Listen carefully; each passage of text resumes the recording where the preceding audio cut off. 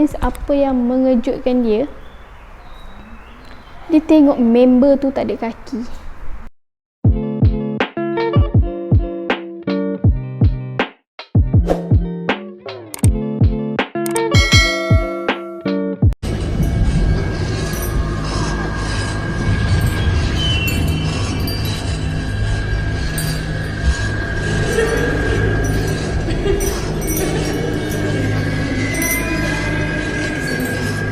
Okay, hello and welcome back to my channel. So, hari ni I nak buat video yang lain sikit daripada video-video yang I pernah buat sebelum ni, which is I nak ceritakan kisah seram yang mostly berlaku dekat asrama. So, mesti korang pernah dengar kan macam-macam cerita mengenai kisah seram dekat asrama ni. Mesti korang pernah dengar cerita tu, cerita ni pada senior-senior korang kan. So, I akan cerita di mana kisahnya I cerita ni, and korang tak boleh lah nak macam terlalu taksub sampai korang percaya betul-betul yang cerita ni benar. And maybe cerita tu betul atau tak, kita cuma sekadar mendengar je, kita tak boleh terlalu taksub. So before I nak continue cerita dekat dalam video ni, I maybe akan cerita 3 ataupun 4 cerita macam tu. And before that, I nak buat sedikit disclaimer, which is I rasa siapa-siapa yang rasa macam ada penyakit jantung ke ataupun macam tak kuat semangat untuk tengok video ni sampai habis, korang boleh cari another option, which is korang boleh dengar je tanpa tengok video ni. Means korang just dengar je video ni, tak payah tengok pun tak apa. Maybe ada jump scare atau tak, kita tak tahu sebab I tak sure nak letak ke tak, and kita tengok je. And also siapa yang rasa berani nak tengok video ni, korang just boleh tengok sambil dengar. Siapa yang rasa macam ada lemah semangat tu, korang maybe tak payah tengok tapi just dengar je, okay? Tak kisahlah korang nak tengok malam ke siang ke, tak kisah. Jadi korang jangan lupa tengok ataupun dengar. Okay, so kisah yang pertama ni I akan ceritakan, and kisah ni berlaku dekat area pantai timur sana. Maybe dekat negeri Kelantan, Terengganu ataupun Pahang. I tak sure negeri yang mana satu, tapi dekat area pantai timur yang pastinya. And sekolah ni merupakan sekolah berasrama penuh. Kalau sekolah asrama penuh SDP kan, sekolah berasrama penuh kan. Okay, so waktu malam. Okay, kisah ni berlaku pada waktu malam dekat seorang pelajar perempuan ni. Waktu tu waktu prep. Okay, so kalau macam asrama, memang kita akan tahu memang setiap malam memang akan ada waktu prep, waktu ulang kaji kan, macam tu kan. Okay, so bilik prep diorang ni dekat tingkat bawah sekali, kiranya memang floor bawah punya floor kan. Okay, waktu tu kira macam semua orang waktu prep tu dah habis tau. So pelajar-pelajar yang lain means dah pergi supper and maybe dah masuk untuk tidur lah kan, untuk tidur kan.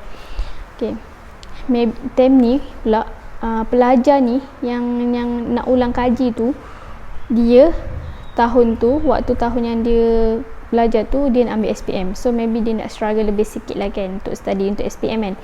Okay, so dia pun pergilah study. Maksudnya dia study lebih masa dekat bilik prep tu dengan seorang kawan dia ni. Kira macam 2 orang lah, 2 orang dia study dalam prep tu, dia dengan kawan dia perempuan kan. Okay, waktu tu kawan dia yang perempuan tu dah macam maybe dia penat, dia cakap lah dekat yang member tu kan, maybe lebih kurang lah cakap macam ni, tak apa lah, aku naik dorm dulu lah, nak tidur kan, mengantuk kan. Lepas tu macam yang kawan yang seorang tu yang struggle lebih sikit tu kan, dia kata okay tak apalah, kau pergilah kan, aku boleh study seorang, nanti aku naik kan, macam tu. Okay, and bila dia macam okay, kawan dia dah naik, and dia pun tengah study lagi lah, tengah study kat bilik prep. Tiba-tiba tengah dia study tu, ada satu part ni dia tak faham, and dia tak terfikir pun kawan dia yang tadi tu dah naik atas. Maybe dia lupa kan, sebab dia tengah kusyuk sangat kan. And dia terus tanya kawan dia, weh, lebih kurang lah cakap, weh, ni macam mana kan nak buat kan, macam tu, boleh ajar aku tak, macam tu. Lepas tu tiba-tiba waktu dia tanya tu, mata dia terpandang dekat bawah, means meja study tu, and mata dia terpandang dekat bawah meja tu kan. And apa yang mengejutkan dia, and dia rasa macam terkejut, means apa yang mengejutkan dia, dia tengok member tu tak ada kaki. Memang terkejut gila lah, sebab dia tengok kawan dia tu yang dia study tak ada kaki. Lepas tu dia macam bulu roma dia dah naik semua. Terus dia cakap macam ni dekat kawan dia tu, tak apalah weh, aku naik dom dululah, dah tahu dah kan, macam tu kan.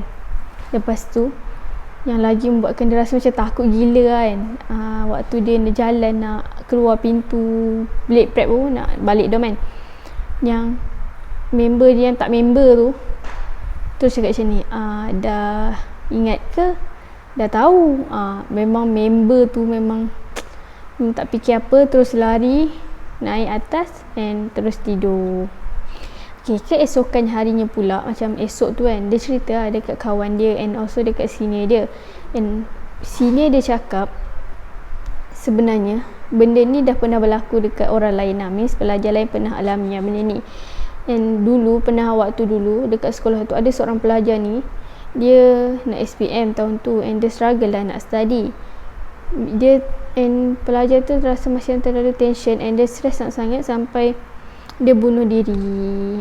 Sebab itulah maybe pelajar tu yang menghantui orang-orang yang study kat situ sampai lewat malam. So siapa-siapa yang duduk asrama tu, kalau korang study, korang jangan study lewat malam. Korang macam ikut je waktu yang dah warden tetapkan untuk korang tu. So kita move on ke cerita yang nombor 2 ni. And kisah ni pula berlaku dekat sekolah asrama juga, tapi sekolah ni dekat area pantai, area selatan. Bukan dekat pantai timur lah, dekat area selatan, which is dekat Kelang. Yang for sure bukan sekolah I dulu sekolah Samtish dekat Kelang tu bukan sebabnya I pun duduk tingkat 3 juga, tapi bilik nombor 3, sebab dekat atas tu memang ada 3 bilik je, tak sampai 5 bilik. Kisah ni tajuk dia Blok A tingkat 3 bilik nombor 5. So macam form 1, kalau kita baru masuk asrama, senior-senior mesti akan bagi briefing kan untuk pelajar form 1, macam cakap lah apa peraturan asrama semua. Tapi ada satu peraturan ni yang senior dekat situ cakap, jangan pergi dekat blok A tingkat 3 bilik nombor 5. And pelajar-pelajar form 1 macam okey lah, tak apalah, dah senior cakap macam tu, mesti ada sebab kan kenapa bilik tu tak boleh pergi. And apa yang mengejutkan salah seorang budak kat situ, senior cakap bilik tu memang berkunci dan memang tak pernah buka. Kiranya pernah lah buka waktu tahun 80-an dulu, tapi dah lama dah tak buka bilik tu sejak ada satu peristiwa yang berlaku. So keesokan harinya, macam esok tu kan, macam maybe Sabtu ataupun Ahad, parents selalu mesti akan datang untuk lawat anak diorang especially form 1 kan, mesti parents mesti akan datang punya kan, nak tengok anak diorang. So nama perempuan ni Sally. Budak perempuan yang form 1 ni nama dia Sally. Dia pergilah turun bawah nak pergi, tak tahulah dia nak pergi mana, turun bawah kat asrama. And dia ada nampak satu parents ni, and parents tu kawan dia punya parents kan. Lepas tu dia tanyalah yang parents tu, bilik anak makcik nombor berapa, saya boleh panggilkan, macam tu kan. Lepas tu makcik tu cakap blok A tingkat 2 bilik nombor 5. Macam tadi blok A juga tapi tingkat 3, yang ni tingkat 2 tapi bilik still nombor 5. Lepas tu Sally ni pun macam bergegas lah naik tangga semua. Dia tak perasan waktu dia naik tangga tu dia terlajak sampai tingkat 3. And dia nampak yang bilik nombor 5 tu pintu dia terbuka, and dia terus pergi. Dia cakap macam ni, Assalamualaikum, siapa nama Nurul dekat sini? Kawan dia tu nama Nurul. Siapa nama Nurul dekat sini? Mak ayah dia ada tunggu kat bawah. Macam tu. Lepas tu yang dia, apa yang dia nampak dekat dalam dom tu, dia tengok semua macam berpakaian macam pelik, and orang tak pakai pun zaman ni, macam tu. And apa yang membuatkan dia rasa macam pelik lagi, semua orang kat dalam dom tu tengah sikat rambut masing-masing, macam kau, macam aku sikat rambut kau, macam tu kan, macam lebih kurang. Bukan sikat rambut sendiri tapi kawan yang tolong sikatkan. Lepas tu Sally pun macam tak apalah kan, dia tengok macam tak apalah dia. Lepas tu tiba-tiba ada seseorang dekat dalam dom tu cakap macam ni, awak salah bilik ni, dia dekat tingkat bawah. Lepas tu Sally cakap lah, oh ya ke, tak apa, terima kasih, minta maaf semua kan. Yang Sally pun teruslah gegas panggil Nurul tu, and dia pun terus masuk dom dia. Lepas tu dia masuk dom dia tu, dia macam gelak-gelak lah, dia cakap dekat sini-sini dia kan, macam dia malu sebab dia salah bilik. Lepas tu dia cakap lah dia pergi bilik blok A tingkat 3, bilik nombor 5. Lepas tu senior dia yang dengar tu macam terkejut tau, macam bilik tu bukan ke senior lain dah cakap jangan pergi sebab bilik tu memang kosong.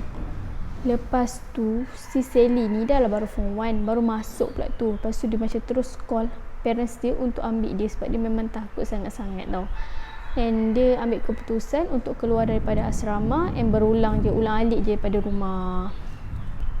Lepas tu sebenarnya bilik yang berkunci tu ada satu budak ni, macam sekumpulan budak macam tu kan, pelajar perempuan ni, dia main spirit coin tu, and ustaz adalah cuba untuk halau hantu yang ada kat dalam bilik tu, tapi dia orang tu macam degil. Yelah, benda tu kita mainkan selalunya benda tu tak nak keluar kan, degil. Lepas tu ustaz cakap lah macam benda ni memang tak boleh keluar, and dia pun deal dengan pihak sekolah untuk tutup bilik tu.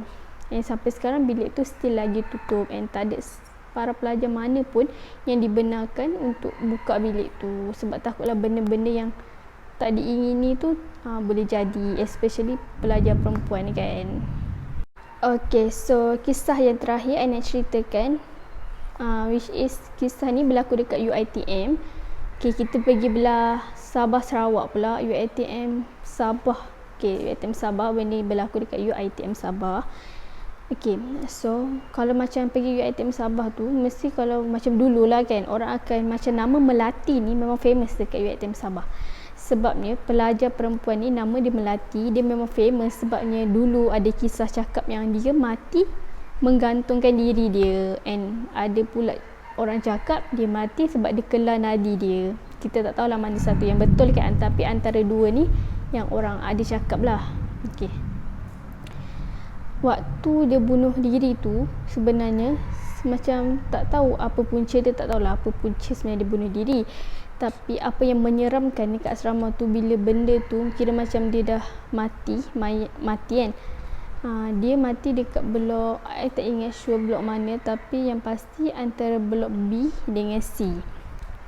Dulu blok B dengan blok C ni perempuan yang duduk, tapi sekarang pelajar lelaki dah dipindahkan dekat blok B dengan C, dan pelajar perempuan dipindahkan dekat blok D, E dengan F. Okay, so dekat blok B dengan C tu memang macam cermin tandas ke cermin yang dekat dinding yang before nak turun tangga tu memang cabut, memang tak ada satu cermin pun.